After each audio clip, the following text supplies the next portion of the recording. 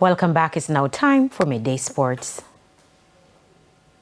Thank you, Kerry. Now, it's been an interesting morning session so far, where Julius Itubo of Kingston College came very close to the boys' Class 3 1,500 meters record of 4 minutes 12.50 seconds when he clocked 4 minutes 14.24 to win Heat 1, ahead of Javon Terrell of St. Jago and Wolmerian Alfaria Cunningham. Central Champs winner Javon Tomling of Belfield won Heat 2 in 4 minutes 28.58 seconds.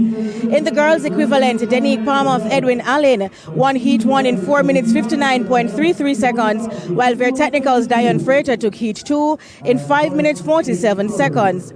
Over in the girls' Class 2 1,500 meters, Edwin Allen's Kevin Gay Fowler won Heat 1 in the fastest overall time of 4 minutes 50.12 seconds.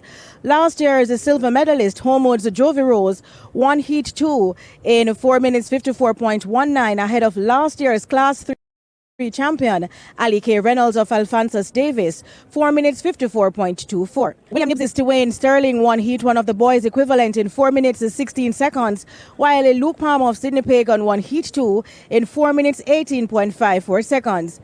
One of the favorites for the Class 1 boy event, Ryan Achu of St. Jago, he won Heat 1 in 4 minutes 06.10 seconds, while Edwin Allen's Joel Morgan captured Heat 2 in 4 minutes 09.82 seconds. And that's it for your lunchtime sports report. I am Denise Walters reporting from the National Stadium for TVJ Sports. Thank you, Denise. And that concludes the Midday News package. I'm Carrie Ann Simpson. Join us at 7 for Primetime News. On behalf of the news, sports and production teams, good afternoon.